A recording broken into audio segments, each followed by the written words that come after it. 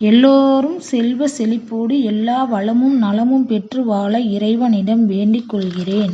வாங்க வீடியோக்குள்ள போகலாம். வீடியோக்குள்ள போறதுக்கு முன்னாடி நம்ம சேனலை யாரெல்லாம் சப்ஸ்கிரைப் பண்ணலையோ அவங்கெல்லாம் பண்ணிக்கோங்க. அப்பதான் நான் போடுற வீடியோ உங்களுக்கு உடனே வந்து சேரும். கடன் பிரச்சனை தீர இந்த விளக்கை ஏற்றுங்கள். இது ஒரு ஆன்மீக தகவலுங்க.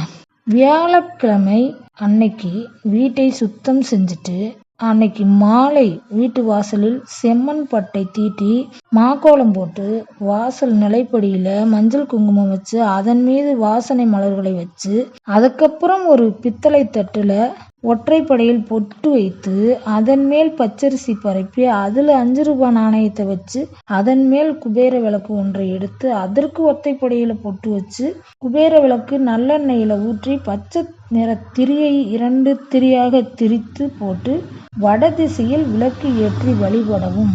வாசலில் முன் நின்றபடி இடதுபுறத்தில் ஒரு பலகை வைத்து குபேர விளக்கை வைக்கவும். இடது பக்கம் வைப்பதன் மூலம் வடபுறம் என்று சொல்லிட்டேன். ஒவ்வொரு வியாழக்கிழமையும் மாலை 5:08 மணிக்கு ஏற்றி வைத்தால் கடல் அளவு பிரச்சனை இருந்தாலும் நீங்கி நமக்கு நல்ல செல்வ செழிப்போடு வாழலாம். அந்த நேரத்துல குபேரனின் மந்திரத்தை உச்சரிப்பது குடும்பத்தில் நிறைந்த நன்மையை கொடுக்கும். குபேரர் மந்திரம் ஓம் குபேராய நமக அப்படிங்கிற மந்திரத்தை உச்சரிச்சுக்கிட்டே இந்த விளக்கை ஏத்தலாங்க. அவ்வளவும் நன்மை தரும். சுபம். Thank you friends. பிடிச்சிருக்குன்னு நினைக்கிறேன். லைக் பண்ணுங்க, ஷேர் பண்ணுங்க, சப்ஸ்கிரைப் பண்ணுங்க. தேங்க்யூ.